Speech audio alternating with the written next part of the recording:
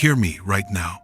You typed that question into the search bar tonight, and you have typed some version of it maybe 100 times in the last 3 years. You have watched every category of video.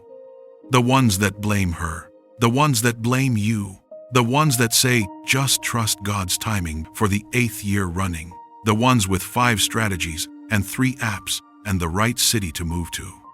And none of them, not a single one, has left you any lighter than when you pressed play. Because the question is still there. Tonight, I want to tell you something nobody has told you yet. Not a strategy, not a rebuke. The truth about the landscape you are standing in and what God has to say to a man who is standing in ruins. Before we get there, let me clear the table. There are 4 bad answers to this question, and you deserve to know why each one fails. The first says, it's hard because she is broken. You know the videos.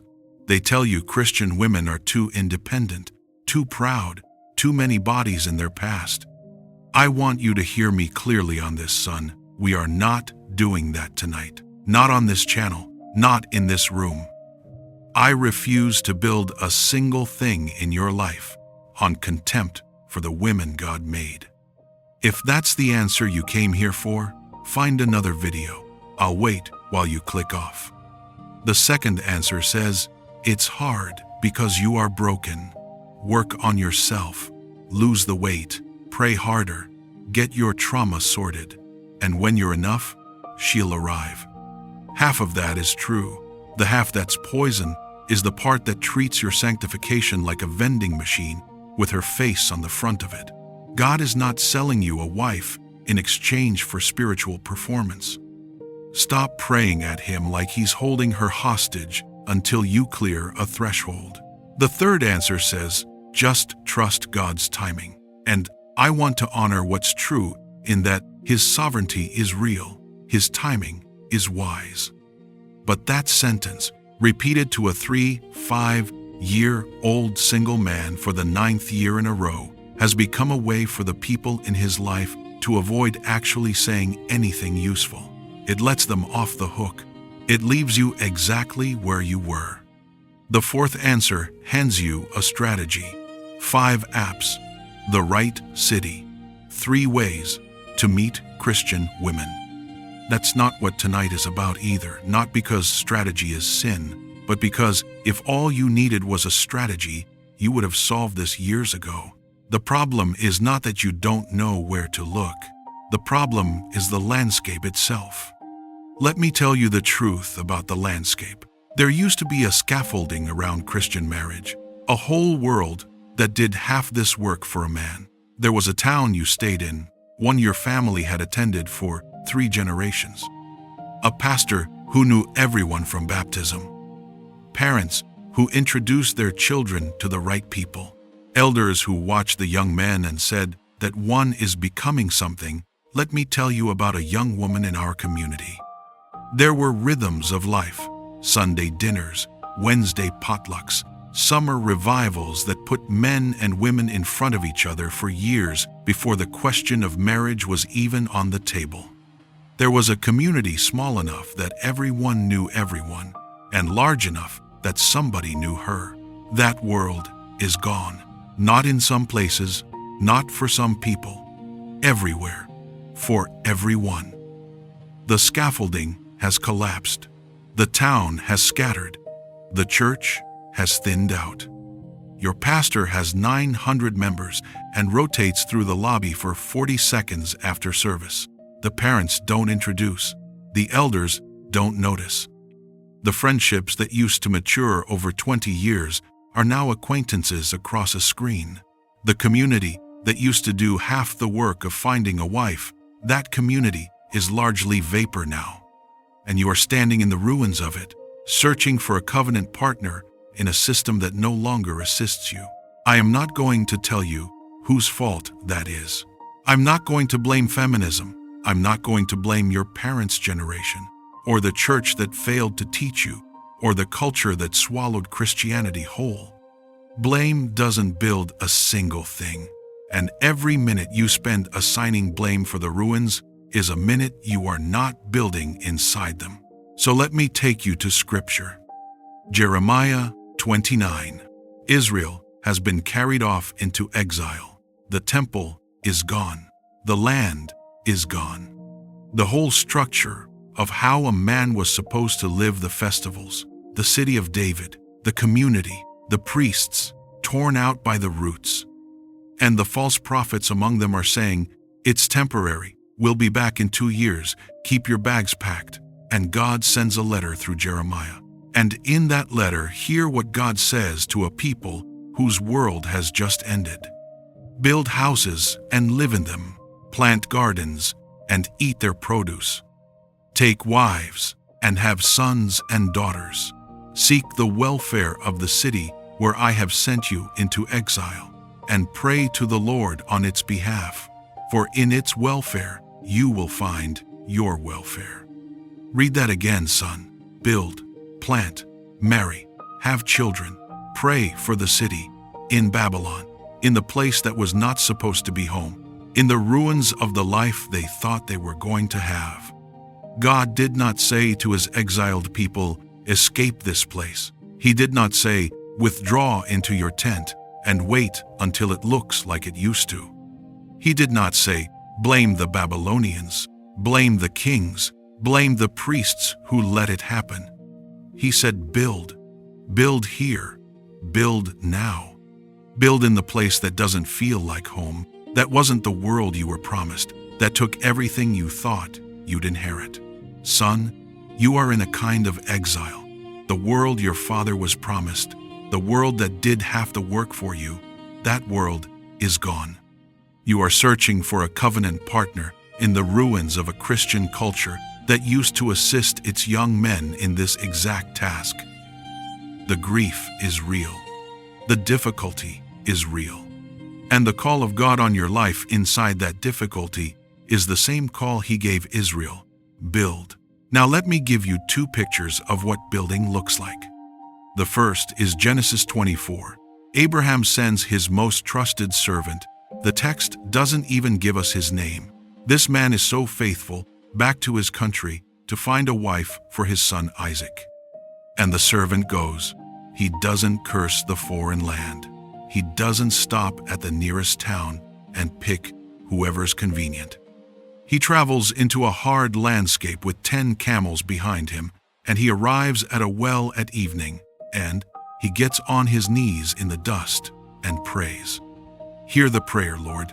Let the young woman to whom I say, "Please let down your jar that I may drink," and who says, "Drink, and I will water your camels," also let her be the one you have appointed. A camel drinks 25 gallons of water at the end of a journey. 10 camels. Do the math, son. That is 250 gallons drawn by hand. The kind of woman who offers to do that for a stranger is a woman whose character has been formed in service. The servant didn't survey the women at the well for beauty or availability. He set a test of character who serves without being asked. And Rebekah served, and the man fell on his knees and worshipped God right there in the foreign dust. What did the servant do? He traveled into a hard landscape with prayer and a test of character. He didn't lament that this wasn't back home. He didn't scan every woman for availability. He went to the well. He prayed. He watched for who watered the camels. That is your posture, son. Servant at the well. The second picture is Boaz. And I'm not going to tell you the love story tonight. The angle is Boaz, the man. Look at how he operates. He is present on his land. He greets his workers in the name of the Lord. He is known at the city gate. When the moment of covenant comes in Ruth 4, he goes to the gate and sits where the elders sit and the community gathers. And 10 witnesses watch him handle the matter publicly, with structure, with accountability. Boaz did not find Ruth at home alone. He was in his fields. He was at his gate. He was a man embedded in his community, doing his work in plain sight, present and recognized. I know the cultural mechanism Boaz operated inside no longer exists for you exactly as it was. There is no literal gate, but the principle is permanent. A man becomes findable when he becomes present. A man becomes covenant ready when he is known to a community he belongs to. You cannot be introduced if you cannot be described. So here is what I want you to do. Not 5 things. 3. Stop scanning and start belonging. You are walking into church on Sundays as a consumer of a service and a scanner of a marketplace. Both of those things are killing you. You are not there to find her. You are there because you are a Christian man in a Christian community, and you belong to that community whether or not you ever marry anyone in it. The day she sees you, if she sees you, she needs to see a man who is there for the church, not for her. Women feel a scanning man before they know his name. They are right to walk away from him. Be there for God. Be there for the brothers. Be there for the work. Belong. Become legible. You need to be a man somebody can describe to somebody else. My friend Marcus, he leads the men's group on Wednesdays. He's been doing the food pantry for 2 years. He's in a discipleship relationship with an older man. He's serious about God. He's been showing up consistently for 3 years. That is a legible man. The opposite is a man who attends Sundays, leaves immediately, has no role, no relationships beyond surface, and is known to exactly 0 pastors, elders, or older women who would think of him when a young woman they know is also looking. You cannot get introduced if you cannot be described. Become describable. Honor the difficulty without resenting it. This is the hardest one. The difficulty is real. The grief is real. The years are real. The weddings you stand in the back of real. The window your father had at 22 that you don't have at 35, real. Honor it. Don't pretend it's easy, but do not let the difficulty become bitterness. Bitterness will rot every gift God has for you, present and future. It will make you blind to the woman 2 pews up who could have been your wife. It will make you a man no Christian woman would consent to marry, even if she came to your door. The difficulty is the season. Bitterness is a choice inside the season. Refuse it. One more thing, son, and I want to say it slowly. There is a verse you have quoted at God, like a contract you are trying to enforce. Proverbs 18:22. He who finds a wife finds a good thing and obtains favor from the Lord. The word in Hebrew is matzafines. Finding requires searching. Searching requires moving. That verse does not promise you a wife. It promises that the man who finds is the man doing the kind of finding that involves prayer, character attention, presence, and time. It is the servant's finding, not the marketplace's. And hear me, on Jeremiah 29:11, a verse, the world has ruined and we need to recover. For I know the plans I have for you, declares the Lord, plans for welfare and not for evil, to give you a future and a hope. That verse was not written for graduation cards.